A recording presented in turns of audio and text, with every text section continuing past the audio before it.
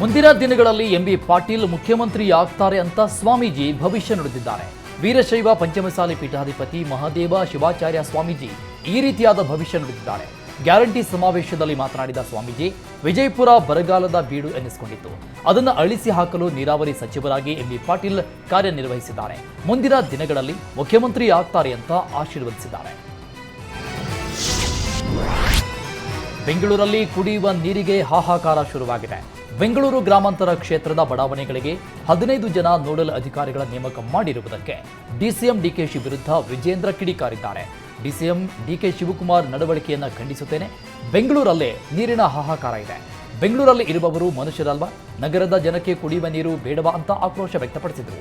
ಇನ್ನು ಕೋರ್ಟ್ ಆದೇಶ ಇಲ್ಲದಿದ್ರೂ ಬರದಲ್ಲೂ ತಮಿಳುನಾಡಿಗೆ ನೀರು ಬಿಟ್ರು ಅಂತ ಕಿಡಿಕಾರಿದ್ದಾರೆ. ರಾಜ್ಯದಲ್ಲಿ ಜಲಕ್ಷಾಮದ ಹಿನ್ನೆಲೆಯಲ್ಲಿ ರಾಜ್ಯ ಸರ್ಕಾರದ ವಿರುದ್ಧ ಬಿಜೆಪಿ ವಾಗ್ದಾಳಿ ನಡೆಸ್ತಾ ಇದೆ. ಇದಕ್ಕೆ ಪ್ರತಿಕ್ರಿಯೆ ನೀಡಿದ ಡಿಸಿಎಂ ಡಿಕೆಶಿ, ವಿಪಕ್ಷದವರಿಗೆ ಟೀಕೆ ಮಾಡೋದು ಬಿಟ್ಟರೆ ಬೇರೇನೂ ಇಲ್ಲ. ಸಲಹೆ ಕೊಟ್ಟರೆ ನಾವು ಸ್ವೀಕಾರ ಮಾಡ್ತೀವಿ.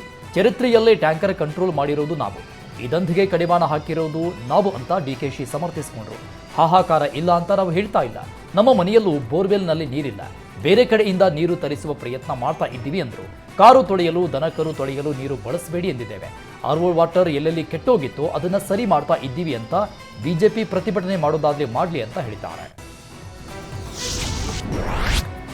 ಬರಗಾಲ ಹಿನ್ನೆಲೆಯಲ್ಲಿ ಜನರಿಗೆ ನೀರಿನ ಕೊರತೆ ಆತಂಕ ಕಾಡ್ತಾ ಇದೆ. ಆದರೆ ಬೆಂಗಳೂರಿಗೆ ಬೇಕಾಗಿರುವಷ್ಟು ನೀರನ್ನ ಕಾವೇರಿಯಿಂದ ಪೂರೈಸ್ತಾ ಇದ್ದೇವೆ. ಜನರು ಆತಂಕ ಪಡಬೇಕಿಲ್ಲ ಅಂತ ಬಿಡಬ್ಲ್ಯೂಎಸ್ಎಸ್ಬಿ ಅಧ್ಯಕ್ಷ ರಾಮ್ಪ್ರಸಾದ್ ಮನೋಹರ್ ಹೇಳಿದ್ದಾರೆ. ಬೆಂಗಳೂರಲ್ಲಿ 1,40,00,000 ಜನ ವಾಸವಿದ್ದಾರೆ. ಬೆಂಗಳೂರಿಗೆ ಜುಲೈವರೆಗೆ 8 ಟಿಎಂಸಿ ಕಾವೇರಿ ನೀರಿನ ಅವಶ್ಯಕತೆ ಇದೆ. ಕಾವೇರಿಯಲ್ಲಿ 35 ಟಿಎಂಸಿ ನೀರಿದ್ದು ಅಗತ್ಯಕ್ಕಿಂತ ಹೆಚ್ಚುವರಿ ನೀಡಿದೆ. ಹಾಗಾಗಿ ಜನರು ಆತಂಕ ಪಡುವ ಅವಶ್ಯಕತೆ ಇಲ್ಲ ಅಂತ ರಾಮ್ಪ್ರಸಾದ್ ಸ್ಪಷ್ಟನೆ ಕೊಟ್ಟಿದ್ದಾರೆ. ಹೊಸಕೋಟೆ ನಗರಕ್ಕೆ ನಾಳೆ ಸಿಎಂ ಸಿದ್ದರಾಮಯ್ಯ ಆಗಮಿಸಲಿದ್ದಾರೆ.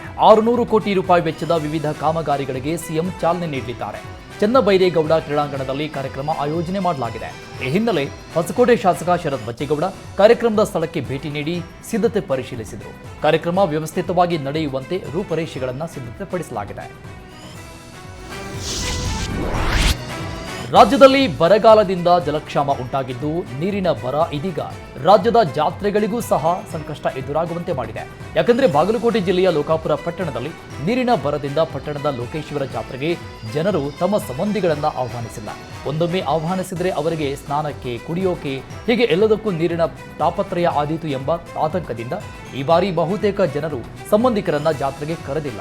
ಈ ಮಧ್ಯೆ ಬೋರ್ವೆಲ್ಗಳು ಬತ್ತಿ ಹೋಗಿದ್ದು ನೀರಿಗಾಗಿ ಜನರು ದಿನನಿತ್ಯ ಪರದಾಡಬೇಕಾದ ಸ್ಥಿತಿ ಎದುರಾಗಿದೆ.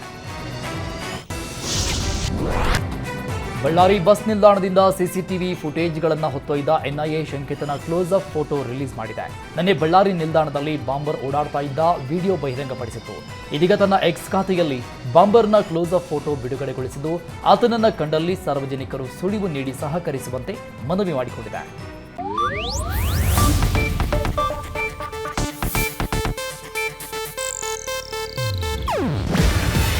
ಇದು ಏಷ್ಯಾನೆಟ್ ನ್ಯೂಸ್ ನೆಟ್ವರ್ಕ್ ಪ್ರಸ್ತುತಿ. ನೀವು ನೋಡ್ತಿದ್ದೀರಾ ಏಷ್ಯಾನೆಟ್ ಸುವರ್ಣ ನ್ಯೂಸ್.